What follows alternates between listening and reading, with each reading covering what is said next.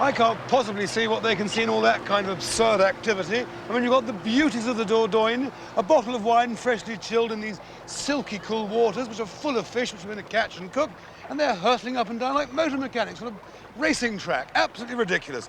Probably going home for hamburger and chips. That's up to them. I'm happy with my little life this way. The quiet, contemplative sort of life.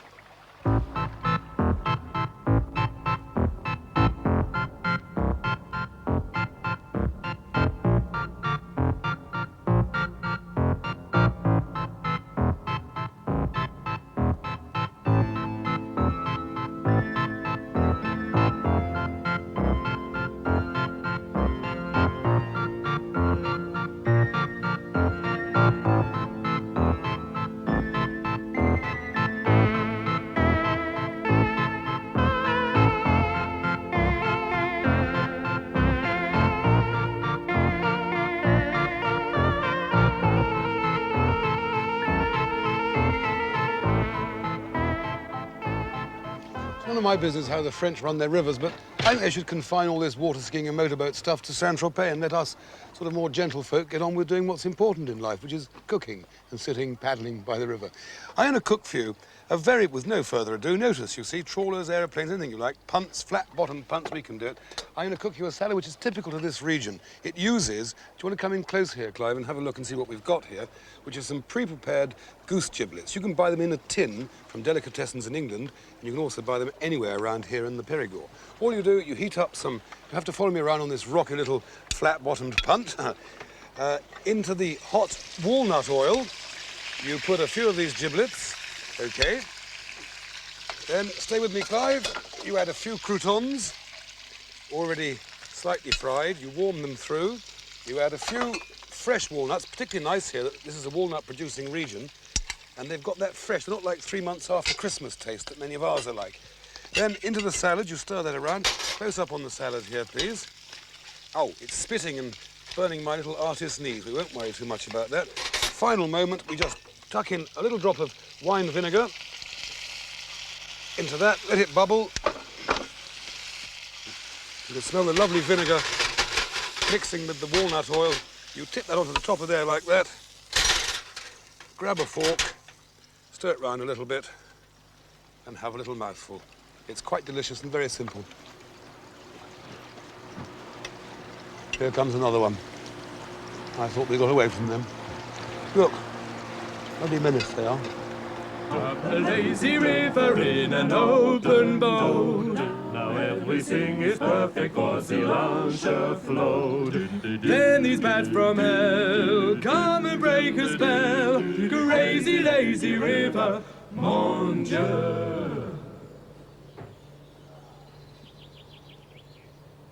The River Dordogne gives the Perigord fertile land and a pleasant, leafy atmosphere, so beloved of the British. They've been here for centuries because this was the front line of the 100 Years' War, but they were so busy building castles they didn't have time to learn to cook. Of many specialities, foie gras is probably the most famous, but also the most controversial. I mean, the stories the farmers tell about geese happily queuing up to be force-fed seem to me to gloss over the really quite barbaric process. Still, I'm not here to moralise. Bergerac is a bustling, prosperous, seemingly typically French market town at first sight, but then you discover they're fiercely proud of its English heritage. Anyway, it's Saturday morning, the most important market of the week, too busy to stop even for death.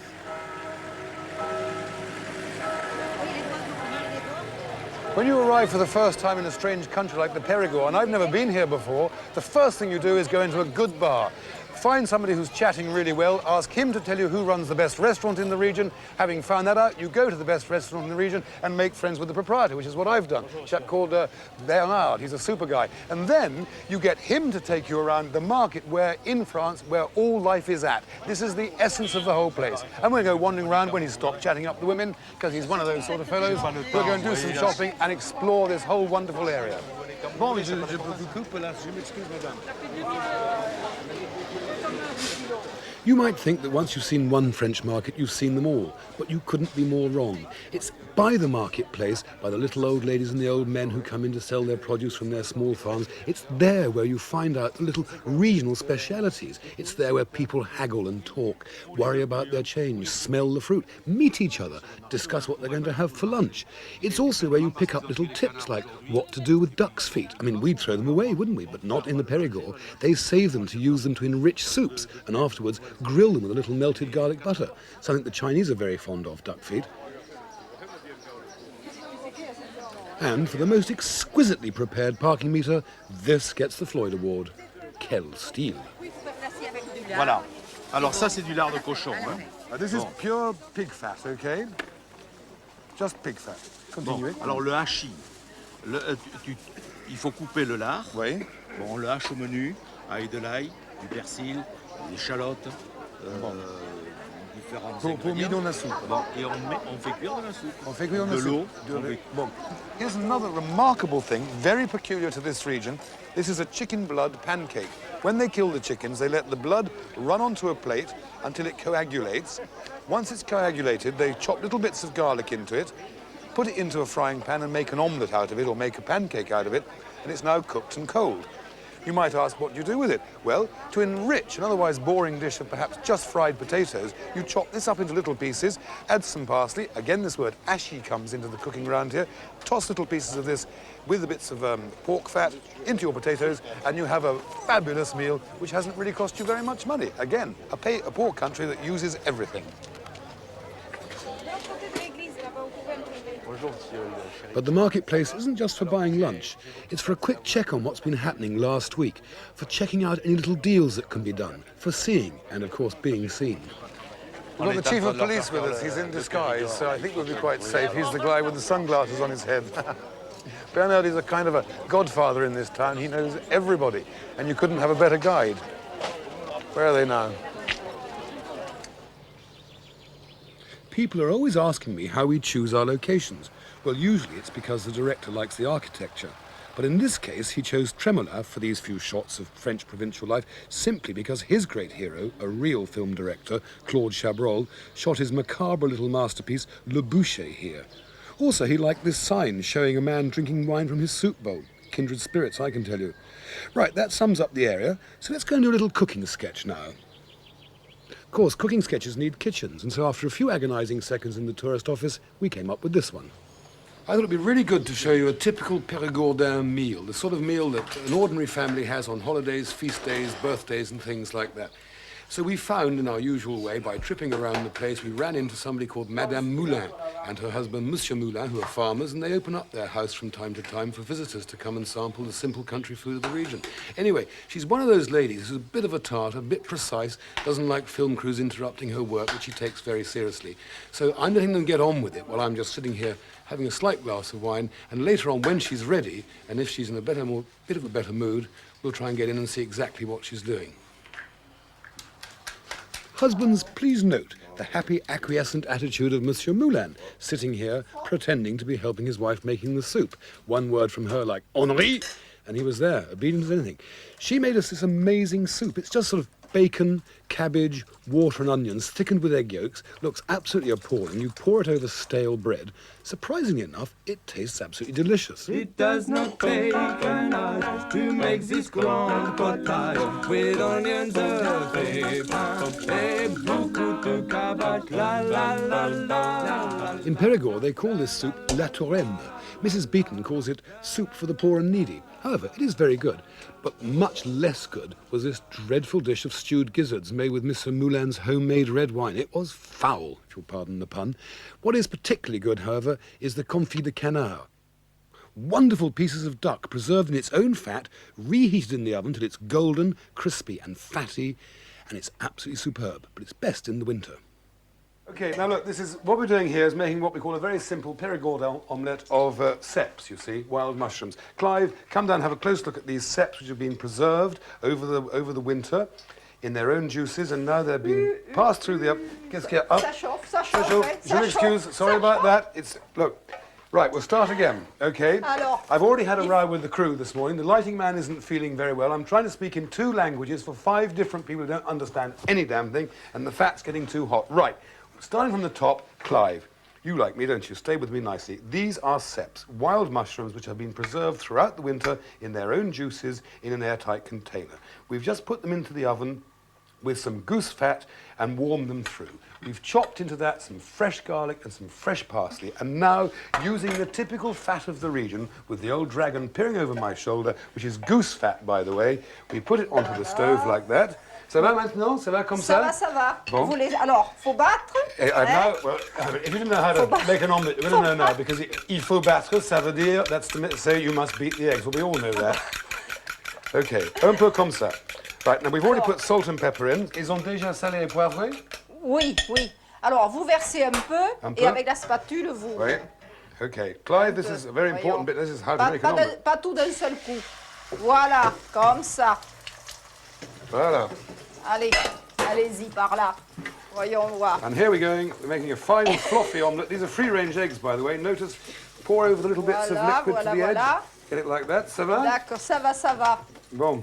Alors, il faudra peut-être Now I've got to mix up quelques cèpes, voilà. quelques cèpes into there. Some cèpes, that means quelques cèpes is some cèpes. Pas tous, parce qu'après, il faudra faire une autre. Oh, yes, I'm not allowed to put them all in because this is for demonstration purposes only, and she wants to keep the ones for her own lunch. Voilà. Right, and it's like that. And we... Un peu plus? Un peu plus. Et puis après, vous prenez l'assiette pour la retourner, là. Ben, d'accord. Mais il faut toujours... We must leave the omelette a little tiny bit runny in the middle, otherwise it won't be good enough. And we then just fold it. Enfin, j'aurais pas fait comme ça, moi. Oh ben, ça va, oui. C'est pas mal. I'd like her to come to England and cook a roast beef and Yorkshire pudding with my mother standing over her shoulder like that. Ça peut y aller ou pas? La présentation est bonne. La présentation est bonne, The oui. presentation is good, mais ça manque quoi, alors? C'est-à-dire, moi, j'aurais fait un peu différemment, mais... Ben, montre-moi. Ah, faut vous montrer. Oui, allez-y, allez-y. Oh. If you're so good at it, lady, you cook it, okay? Bon. Clive, would you spare a second, please? We are now going to see a real omelette au cèpe faite par la maîtresse de cette superbe maison, Madame Moulin. Ladies and gentlemen, I present omelette au cèpe cooked by Madame Moulin.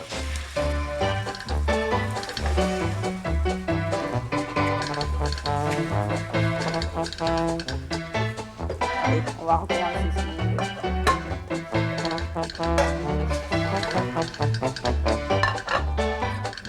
Voilà.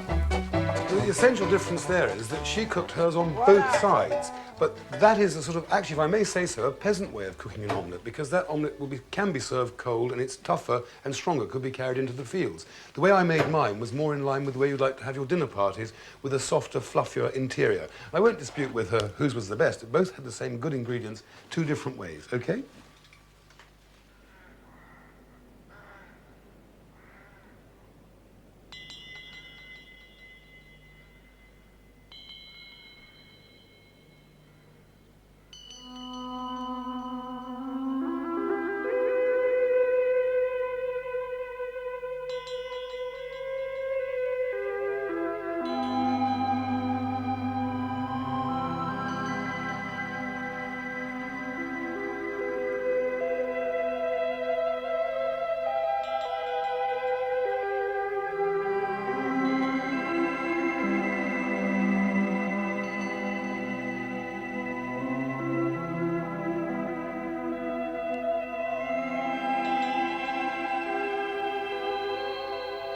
Sorry about this, but this is a bit where Clive tries to win a few prizes for really evocative photography, and the director likes to do the travelogue bit. They're very keen on all of this round in the Dordogne because they reckon it was the birthplace of man. In fact, just a few kilometres down the road, there are some caves with prehistoric drawings. Happily, they were shut while we were there filming, otherwise we'd be down scrabbling about in the dark, looking at little oxes and wood fires and things. Anyway, jokes apart, this river is very important, and this old boy here, Monsieur Pelican, because of his great big nose, claims he's been fishing on it, since the time of Jesus Christ. They exaggerate a slight bit, of course. However, for Monsieur Pelican, the Dordogne is the river of life. He fishes not for fun, but for his very livelihood. Il y a 40 ans que je pêche. Il y a 40 ans que je pêche et je vois toujours du poisson. Donne un poisson à un homme, il vit un jour. Apprends-lui à pêcher, il vit toute sa vie. C'est-à-dire tout le temps. Dès qu'il sait pêcher, il nourrit sa famille.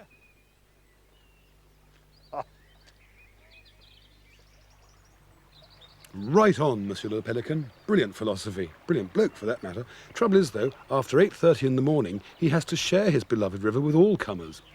He really only lives off this river. He's been doing it for 40 years. And his parents have been doing it since the birth of Jesus, he said earlier on.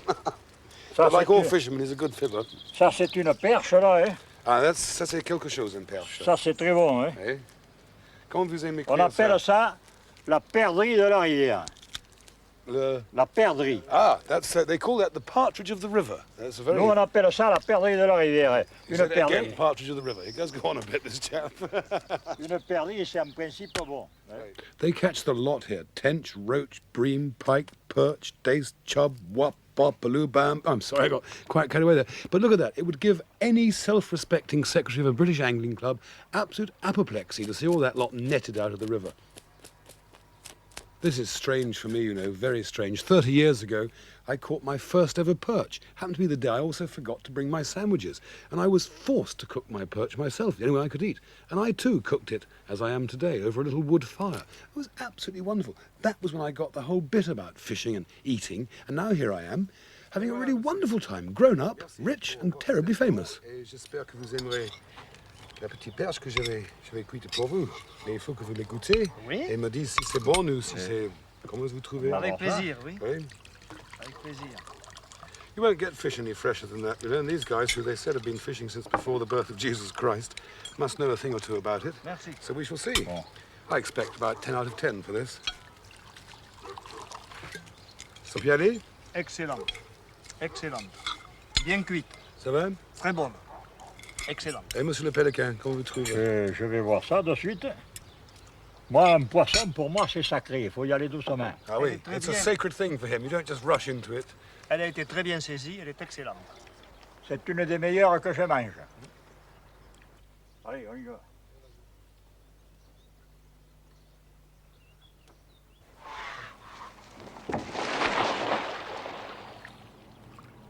If you want fish sur la table, roach or carp or barbel, first you have to check that you have cast your nets, and then you pull them out the river, see what they deliver, chub or pike or bream from out the stream. They're a bit like whitebait, but they're freshwater fishes, and they're very popular with the people who live along the banks of the Dordogne. They're very simple to do. They've been cleaned by just squeezing out the inside, because you don't want those nasty bits. And the very first thing you do is soak them in milk, just for a few moments, like that. That enables the flour, which I'm going to dredge them in, to stick to them, so that when they get put into the hot fat, they'll be golden brown. And the question of the hot fat, quick test here, Clive. That's it. Bung a little piece of bread in. If it turns golden immediately, the fat is ready to fry with. And so that's all ready to go. All I now need to do is get a few of these, shake off the... I'm not going to cook them all because I haven't enough fat. Shake off the excess milk, dredge them in flour, then shake off the flour like that. And I'll do that by putting them into here. Okay. Shake off all the flour. Then they've got to be salt and peppered very quickly. Shaken around again, and then just dropped into there. Now, while those are frying, Clyde, if you'd like to come back to me, what is a great favourite here is to serve it with a Perigord, which is a piece of garlic, very finely chopped like that, and some parsley. And you just chop it all up as fine as you possibly can. Always use a knife with a rounded edge. There we are. I like showing off like that, but do be careful of your fingers if you can't do it as fast as I. Right, I should think they'll be about ready. I'll just test one to see. Absolutely fabulous. There's only one person who's going to tell me if it's any good. Monsieur Pélican. Pas cuit. Pas cuit, right. They're not cooked enough. Got to keep them a little bit longer. They're not golden brown enough. You've got to have these things exactly right. Monsieur le Pélican also likes to add a good dollop of duck oil or goose fat into his ordinary cooking oil to enrich it even more. And also, he says you never cook these in the same oil more than once. Always use fresh oil. Là, Ça va? Ouais, là. Bon. We put them on there like that. Là, voilà, parfait, là. Parfait. He says they're perfect. Then we put the persillade over them like that. Voilà, OK? voilà. Un peu de sel. Et vous aimez beaucoup poivré, vous? Poivré, oui. Poivré. Lots of pepper. Pas trop tôt quand même, non? OK? Ça va comme ça? Voilà, oui, voilà. Goûtez-le. Parfait.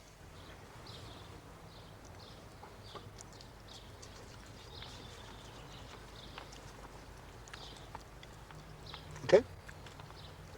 C'est l'or de la Dordogne. L'or de la Dordogne. That's the gold of the Dordogne. That is the best of the catch. That's what everybody around here really loves.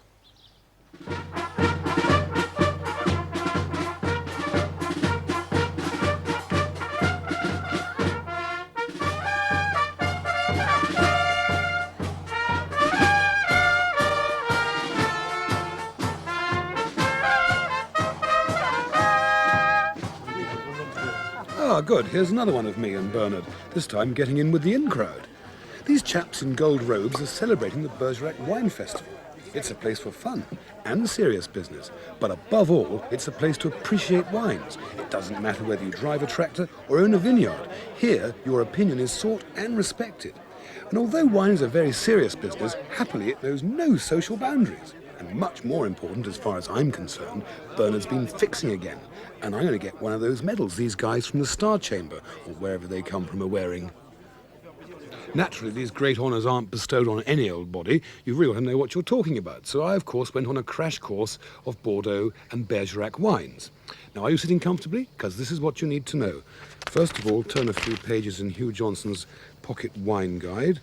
Baume de Venise, Bergerac. Here we are, Bergerac. Dordogne, R or W, SW or DR, 2 stars, 82, 83, 84, W, 85. Lightweight, often tasty Bordeaux-style wine. Drink young, the white very young. Got all that? Cet alcool et puis ce gras quand c'est bien, oui. C'est riche. Ouais. Donc ce sont des vins qui vont tenir de nombreuses années. Ouais. On peut vivre de mieux le boire dans 3 ans que maintenant. Right. All this drinking, all this tasting, you don't get to get any. It's a bit grim.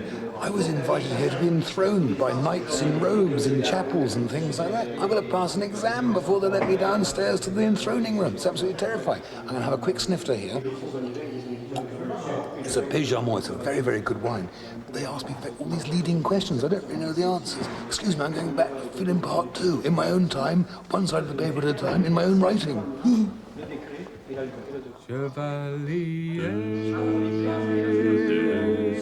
Bergerac, with your rose upon your back.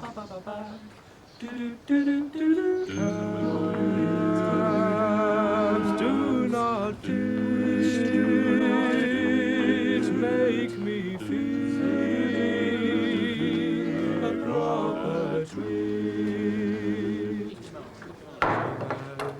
Rosette, Bergerac, Montravel, Saucignac, Pécharmant, Montbazillac, qu'ils en soient dignes. Amis, jurez-vous d'aimer These les guys really know how to lay on a ceremony, don't they? I'm sort of quite trembling in honour here, almost in panic.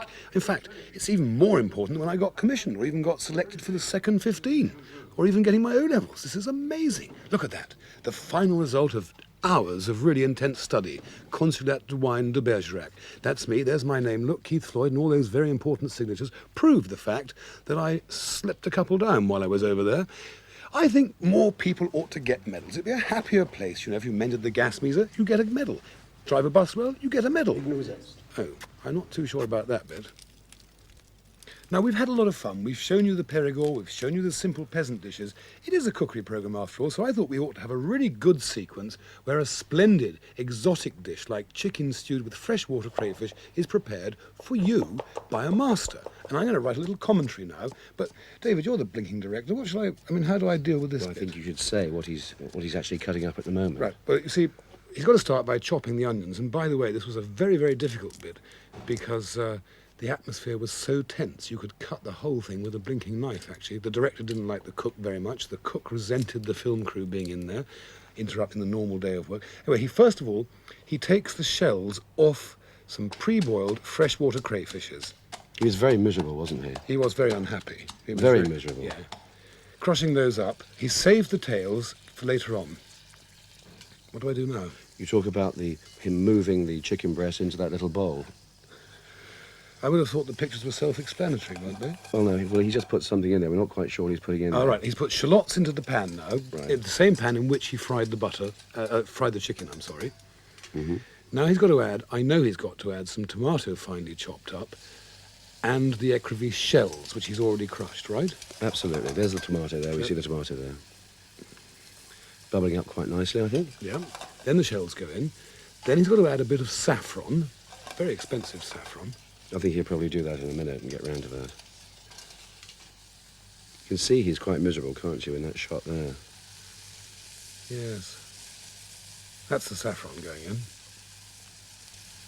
So Why do they get so upset about it? I mean, we're quite polite to them all, aren't we? We were terribly polite, terribly polite. Chicken back in now, so the chicken gets the flavour of the saffron and the crayfish shells and the little bits of onion and tomato. This is an important bit here.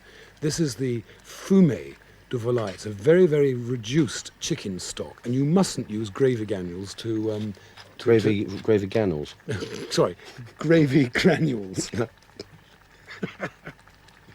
It's bubbling up quite nicely. Yeah, again. that now simmers away for about 10 minutes or so. Oh, look, another BBC lid, frying pan actually, into the oven for about 10 minutes for the chicken to absorb the flavours of the écrevisse. Oops, here's a witty bit. Here we sit for a bit, magnifique, c'est bon. Hey, how long is this song? Well, they reckon 60 seconds, killing time with this rhyme. Now it's back where we belong. Right, the chicken is out now. It's been stewed in the stock and the shellfish. And all you've got to do is reduce that sauce a little bit further and strain it. Get rid of the crayfish shells. Thicken it with butter. We should hurry up a bit. I'm sure he was deliberately going slow that day, you know. The lighting man nearly bopped him, you know. I know. Kept tripping over the Anyway, lamp. you've got to keep up with Oh, yeah, those sorry. people. Yeah. So now he's strained the sauce. He's now going to thicken that and enrich it with a knob of butter, which you should whisk in, but this guy is so laid back, he just sort of shakes it on the stove. So first he's going to decorate the dish with the boiled crayfish. Notice the shells have been taken off the tail, so you can eat the meat very easily. And a bit of butter going in there. Yep. Bit of sweat going in there. A bit of sweat. He looks so unhappy. Oh dear. It's funny, but he's a brilliant cook. That's the whole point. I'm glad this sequence is coming to an end, actually. I think it does go on a bit, don't you? It's a bit too long, really. It's very difficult to write a commentary for such a thing. Yes. Well, you haven't, have you? I haven't written it, no. Yeah. Anyway, I think it's the next bit of the hotel owner coming up. He's quite philosophical about Perigord. Le Périgord, c'est le berceau de l'humanité. Ah, c'est incroyable, ça. Il y a, ici, le premier homme est né. C'est là où toutes les sociétés, toutes les civilisations démarrent de notre pays. Alors moi, quelquefois, j'ai peut-être eu envie d'aller voir un peu ailleurs ce qui se passait, mais je suis condamné à revenir en Périgord, parce que j'ai tout en Périgord. J'ai la douceur de vivre, j'ai le climat, j'ai la qualité des produits. Je suis heureux. Quoi voulez-vous? He's a very happy man. He said, why do I love Perigord? Why do I love Perigord? He said, it's the birthplace of humanity. It's the birthplace of Western art. I go to other places just for curiosity, but I am condemned to stay in this wonderful place, he says, the birthplace of humanity. Oh, mais c'est bien, hein?